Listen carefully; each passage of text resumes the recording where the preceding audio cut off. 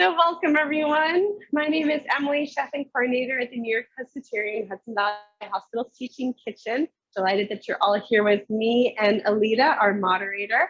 If you have any questions during our class, feel free to put them in the chat box. Alita will read them to me. And we have a lot to do today, so we're gonna jump right in.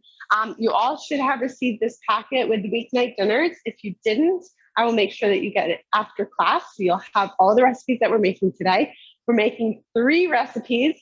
Our first is a summery kind of Moroccan chicken stew, or I called it the one dish Moroccan chicken. I'm getting it confused with the summer squash frittata. It's a long day. So one dish Moroccan chicken, our noodles and veggie salad, and then the third is a summer squash frittata. So we're going to be making those 3 recipes. We're also going to be talking a little bit about some of the materials that are in here, meal prep planning, and during the weeks, I feel is when a lot of us are quite busy and we kind of pack everything into our weeks. And you might get home at the end of a work day or just at the end of a day, whatever you were doing, and find yourself in front of the refrigerator, not knowing what to eat for dinner. So how many of you have experienced that? I think most of us at some point. And this kind of class was driven by those moments where I was in front of the refrigerator and thought, how can I get the dinner on the table in 30 minutes or less, and have it be like a relatively nutrient dense and complete meal. So that's kind of where this class was born from. So let's begin with the Moroccan chicken recipe. So I have some chicken thighs here, and you'll notice in the recipe it calls it says here bone-in, skin-on chicken thighs. I couldn't find that. I just found the ones that have no skin and no bone, so they are chicken thighs. You could probably substitute chicken breast as well if you wanted to be even healthier.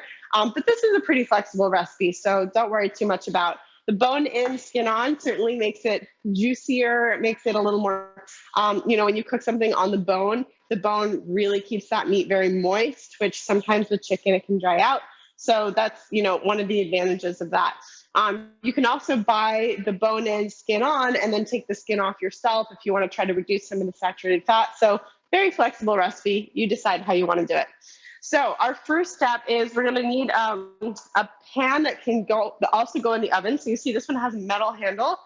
You don't want to get the ones that are plastic and going to melt in your oven. I have the oven preheating here, so it's nice and hot before I even begin.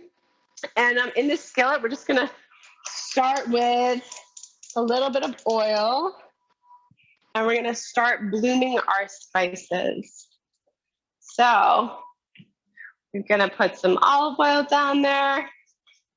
Some of these recipes call for avocado oil. I also didn't have that, so we're going to use the olive oil instead. I do like avocado oil if I'm cooking things at a higher temperature, although these recipes are kind of okay. So we've got the oil in there. We're going to start by adding the rice. So I'm using some basmati rice. And you just kind of want that on a medium heat. You're going to put the rice in directly in the bottom of the pan. And I'm using basmati is a long grain rice. And if you're following along with the packet, we are on step 2. So we sprinkled the chicken already with salt. This is the pan. Oh, I actually forgot. You don't need to put the heat on. It's just a bad habit or it's a good habit, I guess. Whenever I put something on the stove, I turn the heat on. So no heat. Sorry, I apologize. Just the oil and the rice and then the rest of it. So we have an onion here. We're going to cut the top off, cut the bottom off, and you're just going to chunk it up into about, just want a rough chop. So we'll cut it in half. It's a little bit easier that way. And this is all going to get baked together. So everything is just going to get layered in there except the pistachios, correct? And then we're going to drizzle oil over it and cook it in the oven for about 40 minutes or so. So we got to get this in right away. We're going to add some broth to this. So I know what you're thinking. We're cooking rice in the oven. How exactly does that work? Well, we have some hot stock back here, and that's going to help to cook this. So let's say you just got home. You're just taking off your shoes, and you're going into the kitchen, or maybe you have special shoes that you wear in the kitchen to protect your feet, and you got your, don't know what to cook. Everybody usually has an onion and some rice, right? That's always a good starting point. So we've got the onion, some rice. We're going to add some eggplant. So this recipe calls for, I think it says 1 eggplant cut into cubes, about 4 to 5 cups. But since these eggplants are pretty small, I'm going to be using, these are Japanese eggplants from our garden. So this is what they look like. Really beautiful. And I really love this variety. If you can find it, it's wonderful, wonderful variety of eggplant, mostly because it's not bitter. Like a lot of the other eggplants, the Italian eggplants that are out there, they do have a little bit of a bitter flavor. So I like the Japanese one. If you can't find that, you can certainly, use your Italian eggplant. It just might have a little bit of a better taste. So this one looks like some little creature was sampling it before we are cooking with it. I'm going to get rid of those pieces. This is there are advantages to having the organic garden here, but one of the disadvantages is that sometimes we get a little critter bites.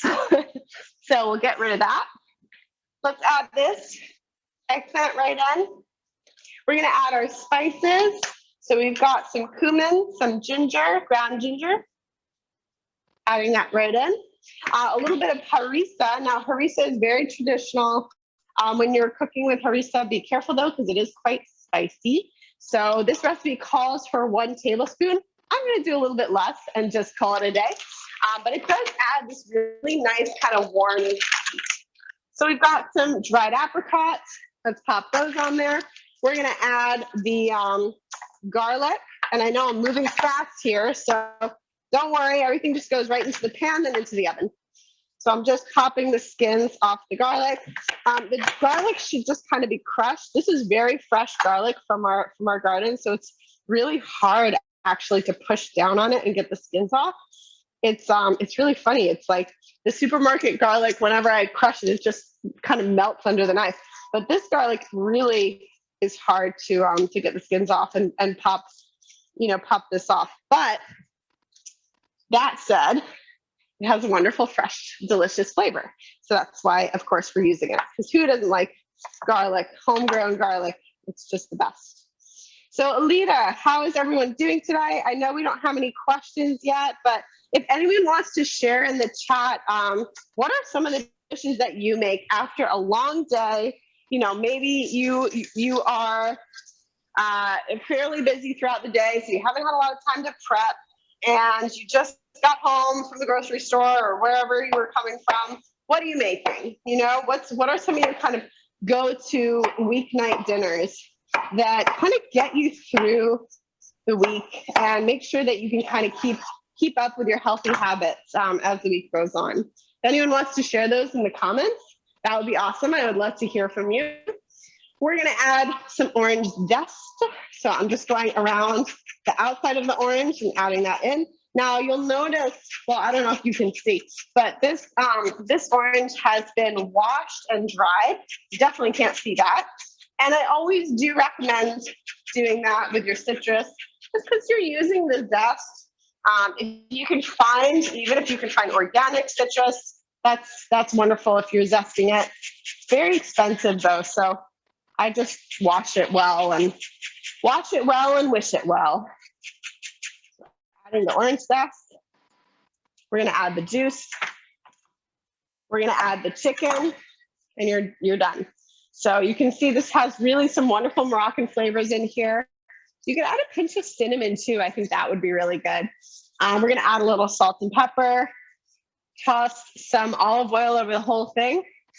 And then 40 minutes later, right, you've got your dinner.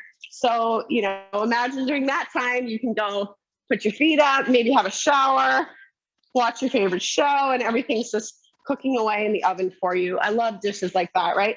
You don't need to stand and stir and wait and etc. All right, we've got our orange juice in there. Let's add a little bit of salt. My hands are wet, so I'm going to do this with just like this. And let's add our chicken. So I'm going to use some tongs because I don't want to touch the chicken and then I have to wash my hands. This is a good trick. You can just pop the chicken on top. And then we'll put some olive oil and it all goes into the hot oven. So I saw a couple of comments come through. Lita, does anyone want to share their favorite kind of weeknight? Yeah, yes. What do you have? So Muriel says peanut butter and jelly. I love my it. favorite. Awesome. Anne says an omelet with a salad. Yes, I say my go-to is creamy artichoke with spinach pasta. I can make it in my, I love it. It's so easy. Naomi says the salmon recipe you gave us where you just add old style mustard. Oh, thank you, Naomi. I'm so glad you like that one. I really like that recipe too. It's a good one. All right, great suggestions, everybody. I love it. The peanut butter and jelly, the eggs, right? And that's where we're headed next is making those eggs. Because definitely it's one of those things that you know you're getting a good, complete protein. It's really easy to sneak veggies in there. So it's a great, great thing to enjoy. So I have my pistachios here. I put a couple in this mortar and pestle. We'll grind those up later. You can help me remember to put that on top of the on top of the chicken dish. And oh, I almost forgot. We have to add the broth. I think like I must have not had enough lunch today or something. My brain is just a little hollow today. So I almost forgot. Very, very important is the broth, because if you don't add the broth, your rice is not going to cook. So I apologize. Before this goes into the oven, you have to add that hot broth. So there it goes. If you don't add that, you're going to be in trouble. Gail didn't know that she wanted to know, did the stock go in? Thank you, Gail. Gail, you're amazing. I always appreciate how much you pay attention to details. So, it's a heavy one. Be careful. All right. The stock is in. The dinner is in. You're on your way to putting your feet up. All right. Are we ready for the next recipe? Everybody feels good about it? Now that I've done it correctly. So let's move to the frittata next, actually. So again, I'm a huge fan of eggs, huge fan of frittata. I'm gonna have to show you this summer squash though, because it is amazing. This is from our garden, right? And I just saw a question pop up. I just want to make sure I'm addressing everything. Did something come up about apricots? I think I saw something. So they wanted to know if the apricots went in, but yes, you had put them in. Yes, they did. In your little bag. Thank you. I did, and these are the apricots that I'm using. Thank you for asking. So these are unsulfured apricots. If you see at the top, it says dried, unsulfured. What does that mean? It means, first of all, they're brown. They're this beautiful brown color. And it also means that they're sweeter. So they are sweeter because sulfur kind of makes them taste a little acidic. It's just like a chemical reaction that occurs. So they taste a bit more like, almost more like dates, I guess, than the other ones. And if you didn't have apricots and didn't want to do the unsulfured ones, or just if you enjoy the acidity of the sulfured ones, nothing wrong with sulfur per se. I just happen to really like these ones. You can use dates instead. You can use golden raisins, which are really yummy. So feel free to add, your own kind of dried fruit, whatever you like.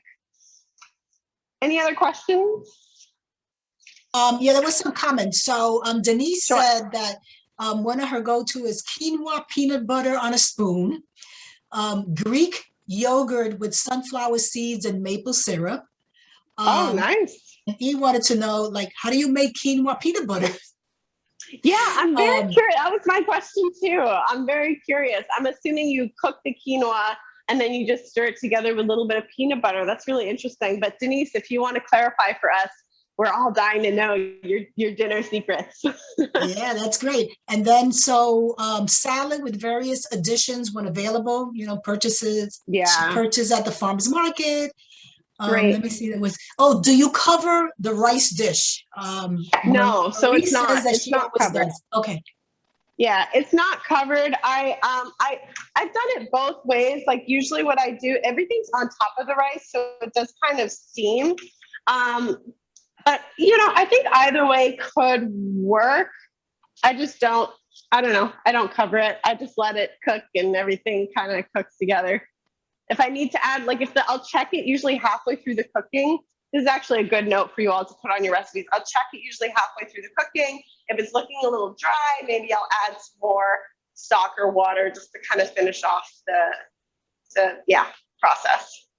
Yeah. So Chef Emily, did you say where you purchased the apricots? Apricots? I got them at ShopRite. I got them at ShopRite. Yeah. All right. Yep. So this I got from our garden, which is why it's taller than I am. It's a giant summer squash, which wasn't harvested quite in a timely fashion, but let's see how we did. So I trimmed the top, I trimmed the bottom, cut it in half.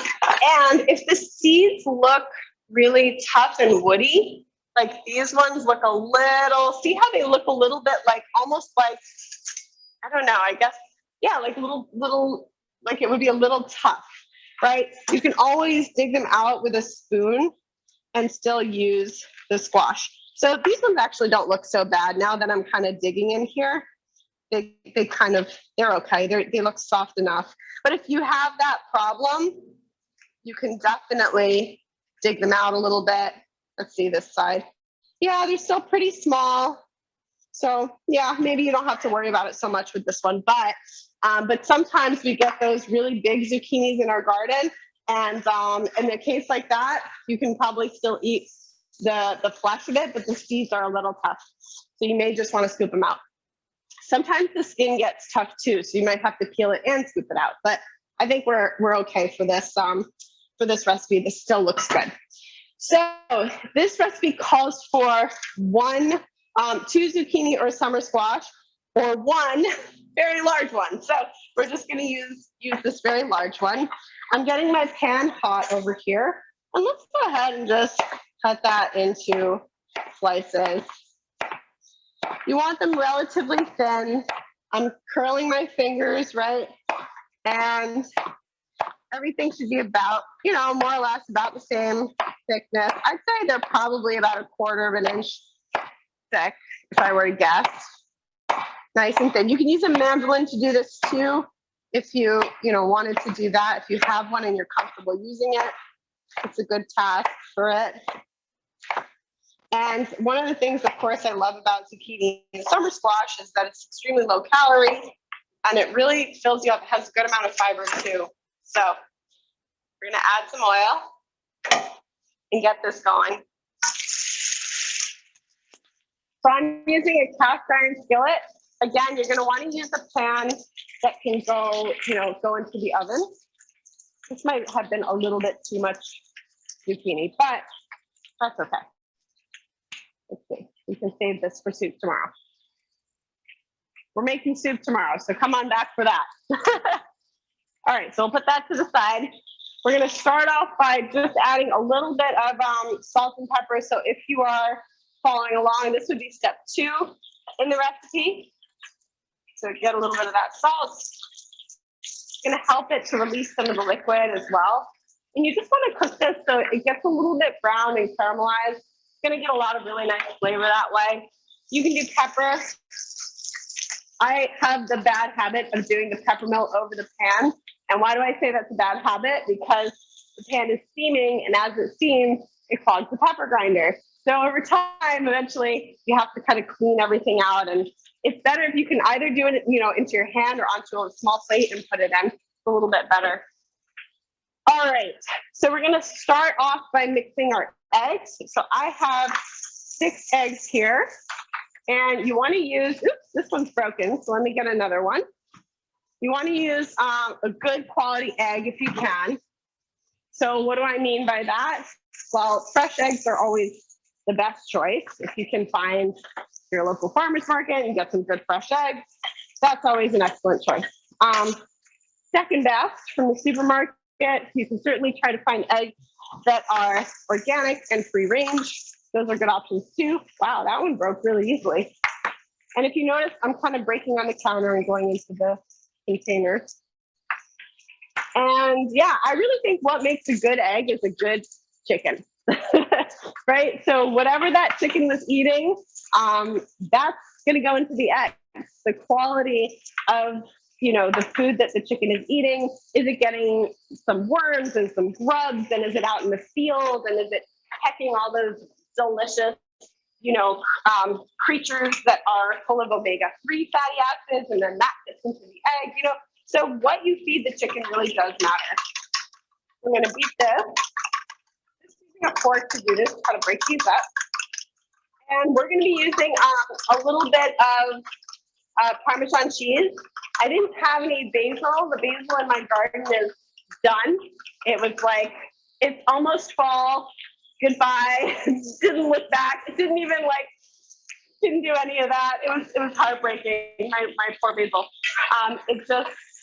It just decided that summer was over. So as much as I'm trying to hang on to it. So we're not going to add basil to this, but we are going to add some chives. You can also use the scallions, which I recommend in the recipe. It's really, really good too. And Alita, I thought I saw another question pop up. Is how's everybody doing? Do you have anything else? So yeah, there was a question about what happened to the scallions, but I think you just answered it. Yeah. Yeah, I did not grow scallions, but I did grow a ton of chives. So pretty much anywhere that I wrote scallions, I've been using chives for the past month or so. They're so good, and they're kind of sweet and oniony, and yeah, I really love chives. You can, preserve them. We're going to be talking a little bit more about that tomorrow, preserving your herbs.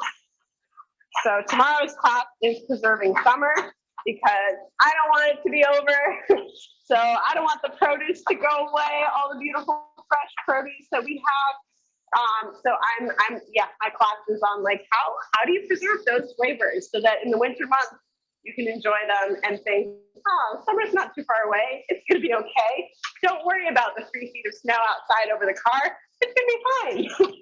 So that's going to be tomorrow's class if you want to come with me and celebrate the end of summer.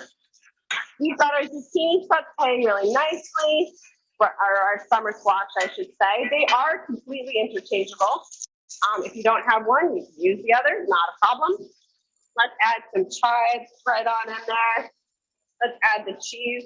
This vessel was a very ambitious choice. I think I probably should have used a bigger measuring cup. But not everybody has giant measuring cups at home, so we're using a little one. Mixing that up. We're adding some shredded Parmesan, about 1/3 of a cup. I'm just going to add some saltiness too, so be careful when you're seasoning this dish. You don't want to add too much of the Parmesan and a lot of salt. You're going to end up with a salty dish. A good antidote to a salty dish, it doesn't necessarily take the salt out, but it does kind of help to neutralize the salt a little bit, is a squeeze of lemon. So you can always do that, a little squeeze of lemon or lime juice, and try to make that work. I remember once I was cooking a tofu scramble for 500 people, and I increased the salt on the recipe to the appropriate measurement. But when you're doing that, when you're scaling up recipes, you really shouldn't scale up the salt. That's one of the things that you should try to just taste it and see how it goes. But I scaled up the salt. So we had 500 people coming in, a tofu scramble that was too salty. And I thought, okay, I've gone to culinary school. What can I do to balance out the salt? And we got a bucket of lime juice and just poured it all over. And it completely balanced out the salt. And we kind of made this Mexican style tofu scramble, and everybody loved it. So happy accidents in the kitchen, but it happens to everyone. All right, so while this is cooking, and oh my goodness, it smells so good. This is starting to soften up a bit. Beautiful. We've got this ready. We're gonna add a little bit. I have half and half here. Yes, this is half and half. So I'm gonna add a little bit of that, but you can add milk. I think the recipe I just wrote, 1/4 cup of milk. I didn't want to go out and buy a whole container of milk. I just needed a quarter cup. So I just used a half and half, and oh my word, this is getting quite full. And then how cute is this? Mini ricotta. I really was so happy when I found this because I don't use ricotta that often. And so I buy it, and usually they sell it in these big containers, and then it ends up going bad, and it's a fresh cheese, so you have to use it pretty quickly. So even though this is, it's probably like $3 or $4 for a small one, and you can probably get some bigger one for the same price or so. I like that I'm not wasting anything. I'm going to use it all. So we're going to get this in here. So if you're following along, we just did step 3. We're now going to go to step 4, and you're going to want a rubber spatula for this one. This is going to help kind of encourage the eggs up around the vegetables and the pan and everything. So let's go ahead and pour this in. Make sure it gets kind of evenly spread and distributed all around. My heat's medium high. In the meantime, you can get your little cherry tomatoes ready. So if you want to just start slicing those in half, right? And then these are going to go in right before we put them in the oven. I'm not using the squash blossoms today. It's a little bit past that moment, but I am using these beautiful, beautiful cherry tomatoes from the garden. If you haven't had fresh local cherry tomatoes, just find a source, because this year they are a wonderful, wonderful thing to enjoy. Questions or comments, Alita? Yes, there are a few. So Denise wants to know if you think that chives are a good choice for people allergic to onions or shallots, and some people get headaches from those too. Let's start with that one. Yeah, that's a really good question, Denise. I would say if there's a food allergy, be very, very careful. Maybe talk to their doctor first. I don't know what kind of reaction, if it's an anaphylactic one or whatever, but with allergies, you want to be very, very careful, because even something that's different but a little similar can be triggering. So be careful. There are some people though who can't digest onions or garlic or even shallots comfortably, but they can digest chives. So there does seem to be something about the chives that makes them a little bit easier to handle. But I would say talk to the doctor, start with small amounts if it's okay with the doctor, and go from there. Yeah. E also stated that it was good to know that lime juice kind of balanced out the extra salt. She was wondering if lemon would do the same. Yeah, lemon and lime. Yeah. Lemon and lime. Absolutely. Yeah. So you can see I'm just kind of drying this up here, letting the egg run under it. Okay, go ahead. I'm sorry. So it's okay. So Denise also mentioned that the Pleasantville Farmers Market has a large variety of nut butter choices. I guess a stand called a peanut principle. And then she also says that her homegrown cherry tomatoes are so yummy but juicy with seeds. Will that add too much liquid to this dish? So no, because they're cherry tomatoes, they're really small, so it doesn't really make it too liquidy. But if you want to be extra careful, if you're worried about it, put them face up, right? So you can take each one and kind of scatter them and put them face up. I'm going to turn this off because I don't want it to burn. And while you do that, it's going to help the liquid to kind of evaporate upwards. So I'll do this just to kind of demonstrate. But you could do it, either way is fine. But it's really not gonna add that much because they're just going on top, and you're just doing a few, and you can do them face up to help that liquid come out. Then let's not forget our ricotta cheese, which we're gonna add as well. Yes, let's add that now. But yeah, good question. And then there's a question from Marwa. She wants to know, there are some nut butters that are healthier than others. Oh, great question. Oh boy. Okay. Ooh, where do we begin?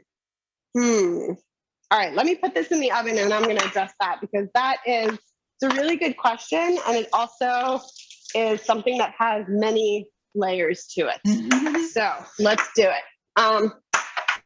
We've got the oven on. So technically you want to put this in the broiler to finish it off, but I have that chicken dish in there. So we're just going to kind of pop it in and hope for the best.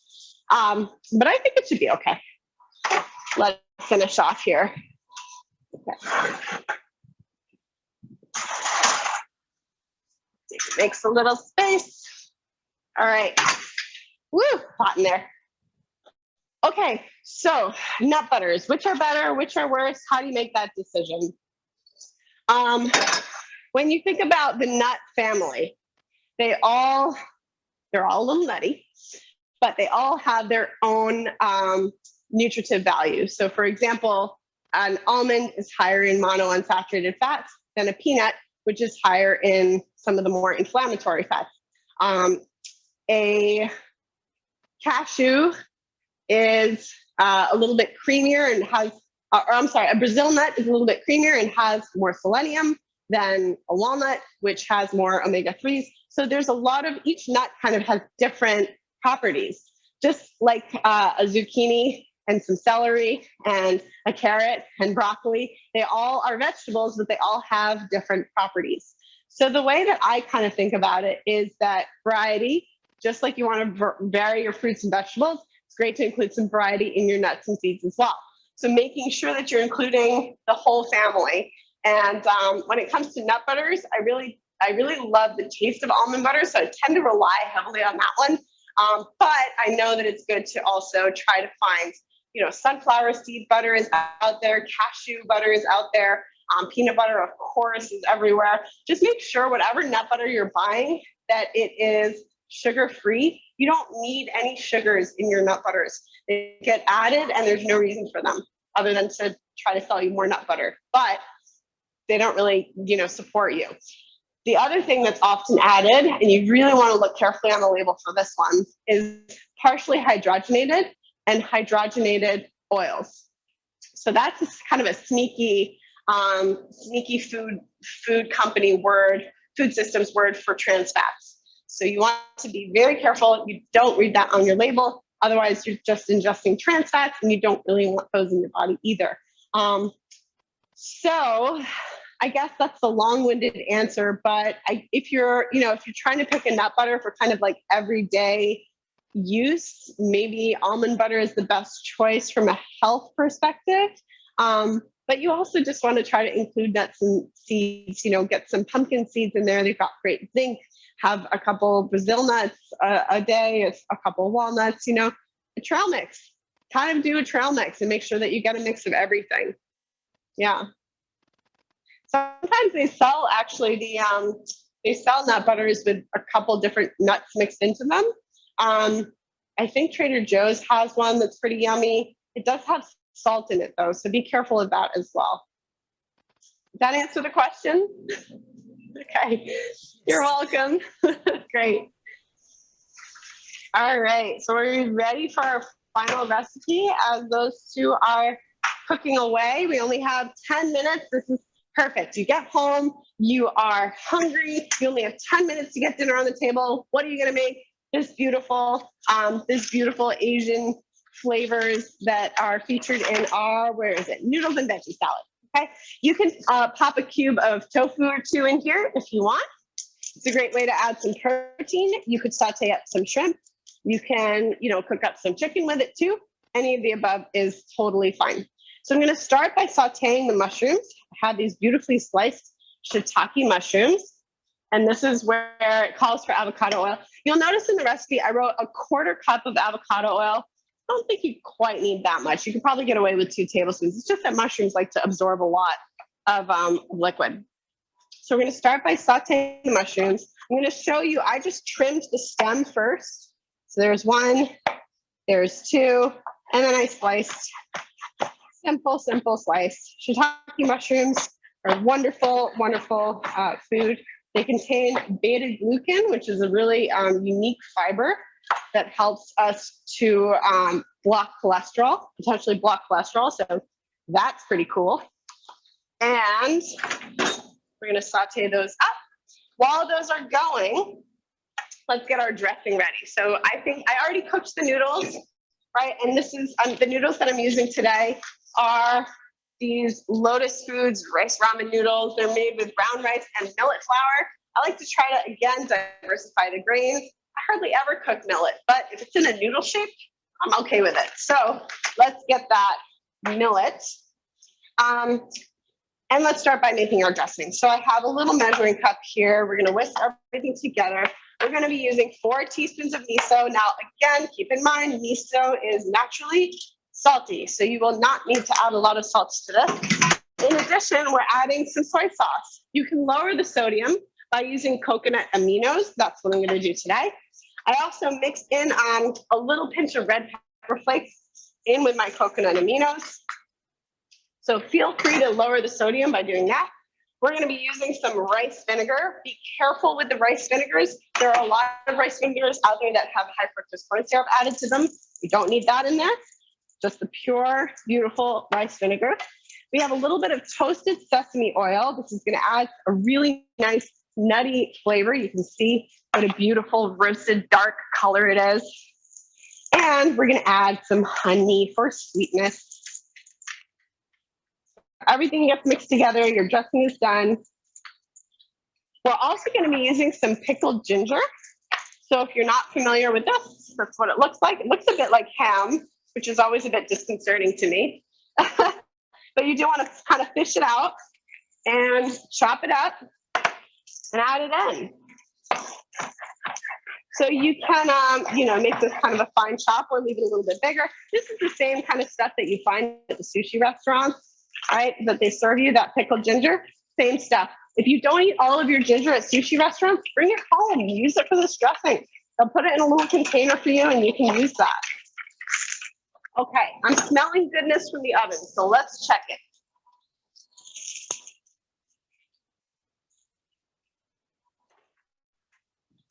Okay, I think the frittata is done. They're a little bit wobbly still in the center. Nothing that a little broiling wouldn't fix, but let's wait. We can't quite do that. So we're gonna whisk this together. Our mushrooms are cooking. They're almost done. Actually, I'll use this one. It's easier. You just want them to pick up some of that golden color from being in the pan. It'll make them really kind of bring out that umami-rich flavor.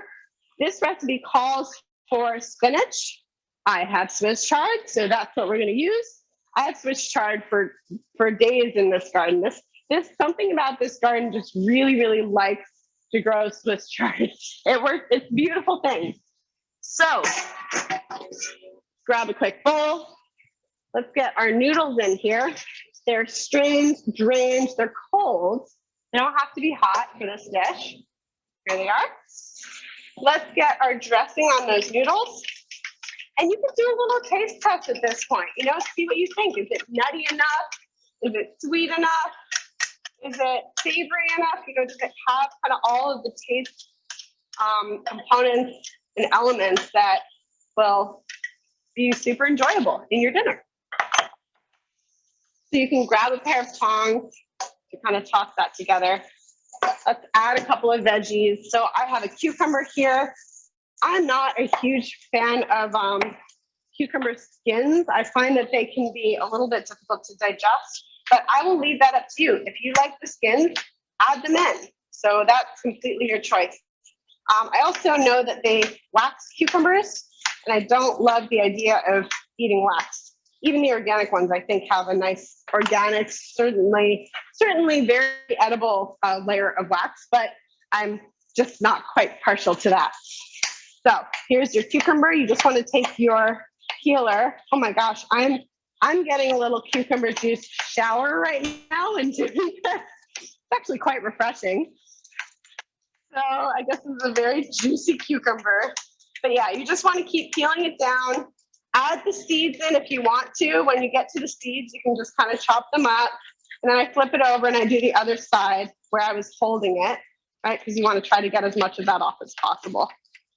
So add the seeds if you want. Again, I have a little bit of a hard time digesting cucumber seeds, and I know that I'm not alone. So feel free to omit the cucumber seeds. They're great fiber. There's nothing wrong with them. Or if you wanted, you could blend them up. Blend it with with a little, I don't know, your smoothie in the morning. You probably won't even know it's there because it's cucumber, so it's fairly, innocuous in terms of flavor. And then same thing with the carrot. You just want to get these long, beautiful ribbons. You can add the peel or not. Peels taste bitter to some people, so that's up to you. Peels also contain a great amount of nutrition, so you get to choose how, which you would like to do. So you can really see how quickly this dish comes together. Mushrooms are cooking. Let me give them a little love back here. More mushrooms.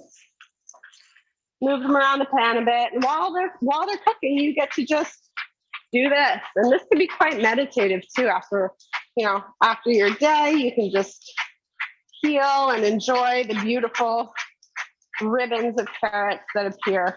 And then you get to eat a little carrot snack too when it gets to, gets down to the wire. All right, we're gonna add the chard. I'm not gonna use the stems for this recipe. Of course they are edible. Of course they are delicious. But since this recipe calls for spinach, I'm not gonna use the stems. But if you wanted to, if you had your chard and you wanted to use them, put the stems in with those mushrooms, just so they have a little bit of a chance to cook together and soften, because otherwise they can be a bit tough. So we've got a little greens in here. We've got a nice complex carbohydrate. Got lots of veggies. We have a beautiful dressing. You can also make this dressing ahead of time. So if you're busy during the week, you can, put this together very quickly and not have to make the dressing, get all the ingredients out for that. We've got some toasted sesame seeds. That's going to add a great little crunch on top. We're going to pop the mushrooms right on there, and you're done. So we're almost at that time. Is our frittata a little less wobbly? Yes, it is. Much less wobbly. And our chicken almost done too. All right. So let's toss this together. Let's plate this up. Do you have to add mushrooms to this? No. Could you use some chopped up, fresh, beautiful red peppers if that's what you have, or yellow peppers? Absolutely. Use whatever, kind of veggies. Could you toss in some steamed broccoli? Yeah. Some cauliflower? Why not? Even Brussels sprouts, I think, would be pretty good. So feel free to get creative with this one and kind of toss it all together. Pretty much anything that's tossed in this dressing seems to be quite good. So yeah, you get to take some culinary liberties with this one. I guess there's poetic license, right? This would be your culinary license. And look how colorful and beautiful this is, right? This is also nice, really nice served cold. So you can make it at the start of your week, and then, just cook up a little protein to go with it. Again, shrimp is really good. Chicken would be great. Even if you did like a Thai style cooked egg, if you whisk egg with a little bit of fish sauce and like, I'm talking like a teaspoon for one egg, that's kind of the ratio. Then you can kind of cook it up and you have these beautiful Thai style eggs that you can kind of, serve with this. It's really yummy as well. So a lot of options. All right. Voila. Questions or comments about the veggie salad? There's still some lingering questions about the nut butters. So he stated that she thinks that all commercial peanut butters have hydrogenated components. I know. But Joy states that NUTZO, Nutso, has no trans fats and 13% saturated fat, and it uses 7 types of nuts. So I guess is one of the mixed nut butters that you mentioned. Oh, that's fun. Yeah, I've definitely heard of those. I haven't tried them myself.